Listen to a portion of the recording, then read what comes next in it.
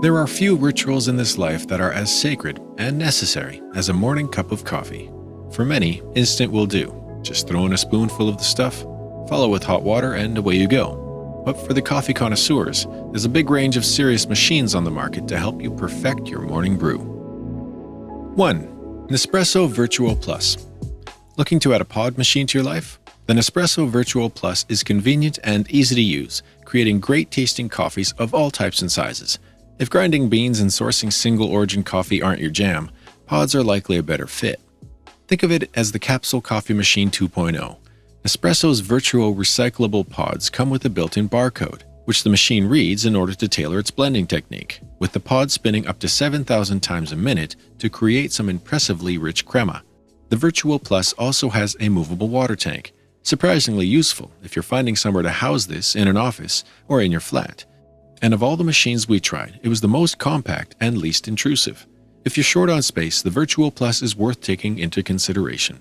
We tested this coffee maker for a month, and the centrifusion extraction technique worked every time without fail.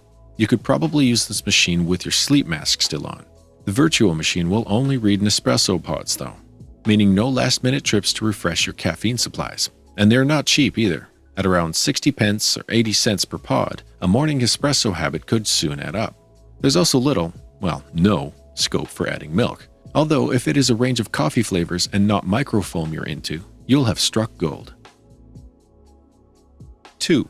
Sage by Heston Blumenthal, the Oracle Touch. If you're ready to spend big on an all-star coffee machine, you may want to consider the, deep breath, Sage by Heston Blumenthal, the Oracle Touch. From automatic microfoam and coffee grinding to perfect coffee doses and expert tamping, this machine does almost everything. And for its price, it needs to. But if you've always fancied yourself as a would-be barista, or just like the idea of raising your latte art game, you'll be hard-pressed to find a flaw. This coffee maker is semi-automatic, grinding and tamping by itself, while it leaves coffee strength and milk texture down to you. The Oracle Touch will fill your kitchen with that unmistakable coffee aroma of fresh ground coffee, but there's also a bit of mess from coffee grounds too. So if you need a tidier approach, consider pods instead. Using separate boilers for milk and coffee, the Oracle Touch produces enough steam pressure to create that ever-elusive microfoam. Digital thermometers cut off the steam to stop the milk from scalding, so all you have to do is pour it. Don't consider squeezing this coffee machine in between appliances though. With the hopper on top, it's hard to fit the Oracle Touch onto kitchen top surfaces if there's shelving above. So properly measure out where it could fit if you're considering purchasing, or you're going to have a lot of kitchen to rearrange. 3. Malita Cafeo CI Bean to Cup. What do we have here? A bean to cup coffee machine with minimal fuss and great taste? In a nutshell, yes. The Malita Cafeo might be half the price of the Sage's Oracle Touch, but we found customizable settings give you the best of both worlds and cafe-worthy creations every time. The Malita is fully automatic but designed to allow for plenty of customization. It'll take you under 5 minutes to program in a few different coffee preferences, and once that's sorted, this machine is incredibly easy to use even first thing in the morning. Using a simple coffee chamber system, it's possible to switch between 2 types of beans. It also excels in the taste stakes, producing rich and aromatic espresso and an excellent crema. We'd think it actually surpasses the Oracle Touch for milk-based coffees. Cappuccinos are finished with a top of frothy, creamy milk, meaning the crema shows at the sides of the milk. And when it comes to lattes, milk froth and milk are added to the cup before espresso, so the coffee settles between the two. In a coffee-loving home or workplace, the Malita is a good choice for a crowd. After a month with the Malita, we argue that it's a robust bean-to-cup coffee maker for someone that needs a quality caffeine fix with minimal fuss. 4. Wakako Nanopresso. The Wakako Nanopresso is a pocket-sized coffee machine with the ability to brew hand-pumped espresso.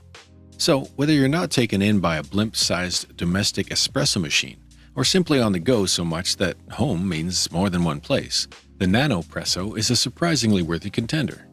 There's no battery or charging. It's all done by creating up to 18 bars of pressure through hand pumping, and in the end is comparable to what you'd be served in a cafe. Lighter, smaller, easier to pump, and yet twice as powerful as its mini-espresso predecessor. The Nanopresso comes with a built-in espresso cup and lightweight case that's molded perfectly to house the device.